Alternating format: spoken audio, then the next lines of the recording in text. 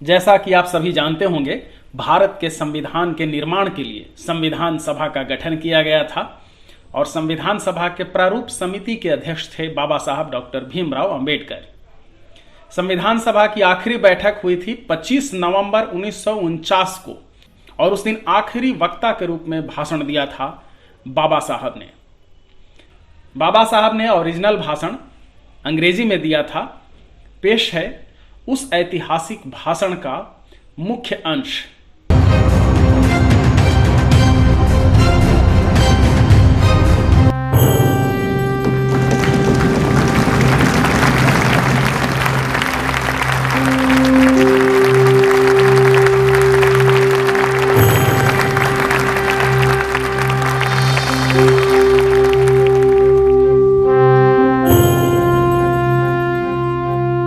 Sir, looking back on the work of the Constituent Assembly, 26 जनवरी 1950 को भारत एक स्वतंत्र राष्ट्र होगा। उसकी स्वतंत्रता का भविष्य क्या है? क्या वह अपनी स्वतंत्रता बनाए रखेगा या फिर उसे खो देगा? मेरे मन में आने वाला यह पहला विचार है। यह बात नहीं है कि भारत कभी स्वतंत्र देश नहीं था। विचार बिंदु यह है कि जो स्वतंत्रता उसे उपलब्ध थी उसे उसने एक बार खो दिया था। क्या वह उसे दूसरी बार खो देगा? यही विचार है जो मुझे भविष्य को लेकर बहुत चिंतित कर देता है।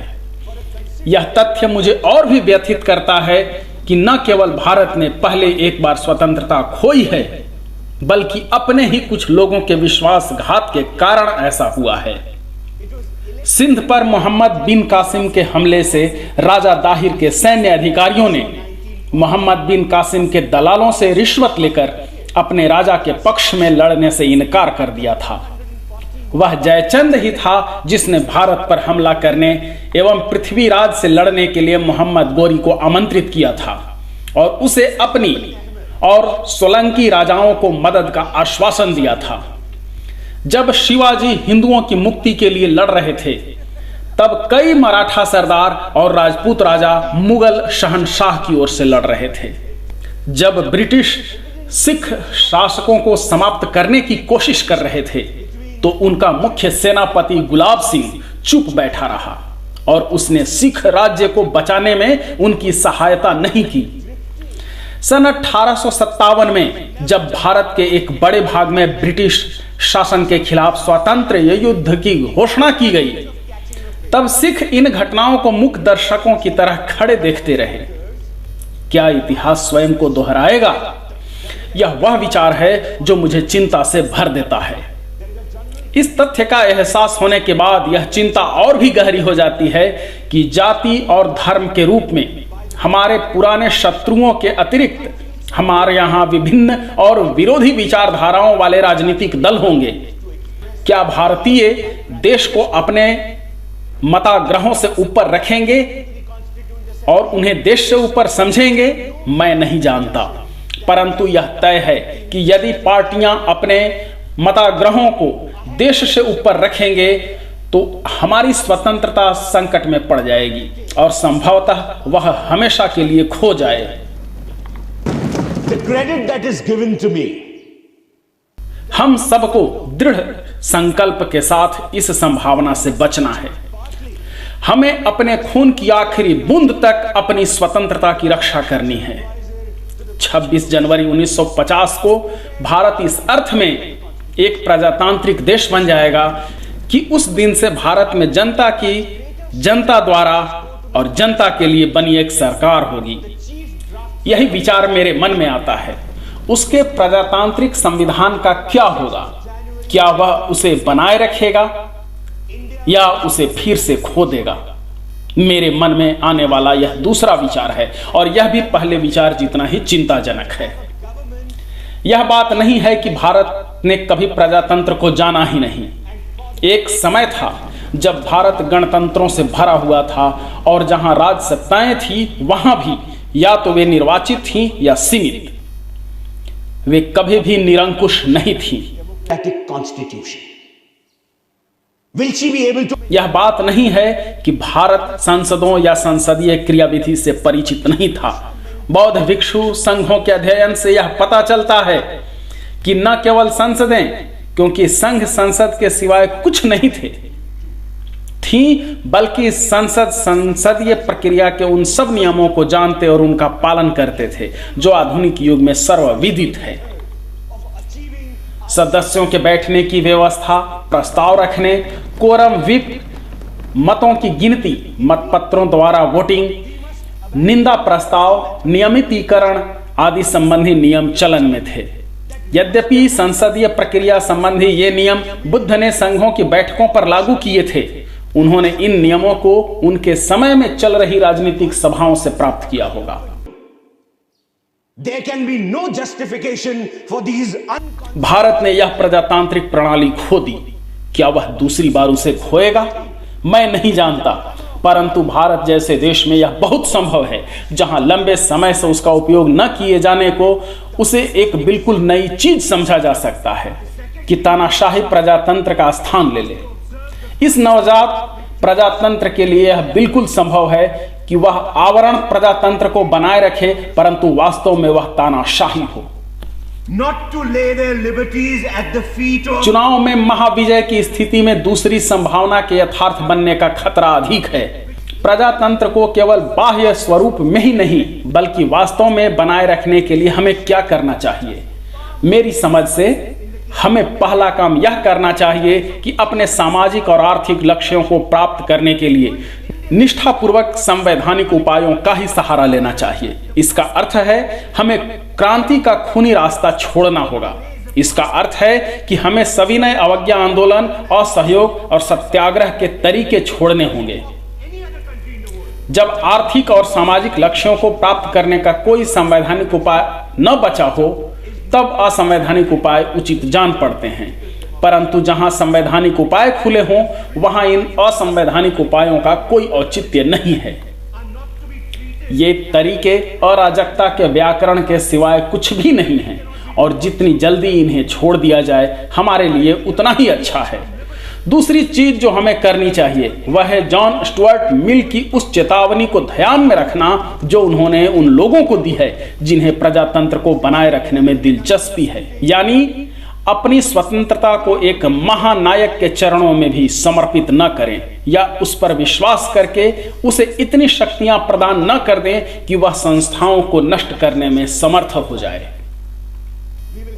उन महान व्यक्तियों के प्रति कृतज्ञता व्यक्त करने में कुछ भी गलत नहीं है जिन्होंने जीवन पर्यंत देश की सेवा की हो, परंतु कृतज्ञता की भी कुछ सीमाएं हैं। जैसा कि आयरिश देशभक्त डेनियल ओ कॉमेल ने खूब कहा है, कोई पुरुष अपने सम्मान की कीमत पर कृतज्ञ नहीं हो सकता, कोई महिला अपने सतीत्व की कीमत पर एहसानमंद नहीं हो सकती, और कोई राष्ट्र अपनी स्वतंत्रता की कीमत पर आभारी नहीं हो सकता।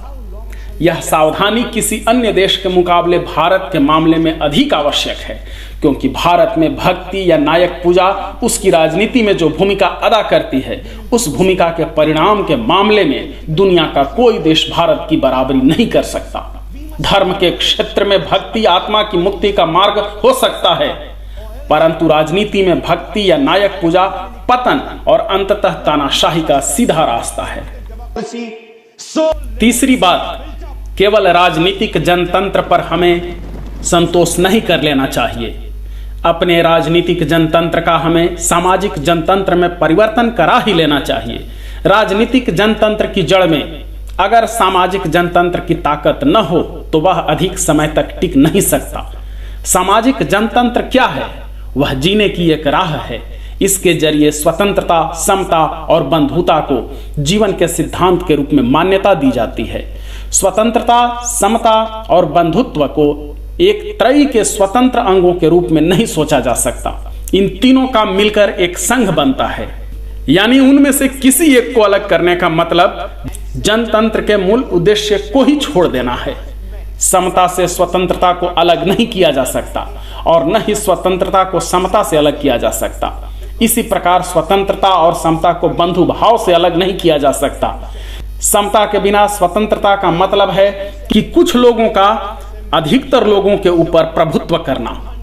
स्वतंत्रता के बगैर समानता निजी कर्तव्य के लिए मारक होगी। बंधुत्व के बिना स्वतंत्रता और समता अस्तित्व में ही नहीं रहेंगे। उन्हें व्यवहार में ले आने के लिए पुलिस महकमे की जरूरत पड़ेगी। भारतीय समाज में दो बातों का सिरे से अभाव है। इस वास्तविकता को मानकर ही हमें शुरुआत करनी होगी। उनमें से एक है समता। हमारा समाज श्रेणीबद्ध विषमता के सिद्धांत पर आधारित है, अर्थात समाज में कुछ लोग ऊंचे स्तर के हैं और अन्य लोग निचले स्तर के।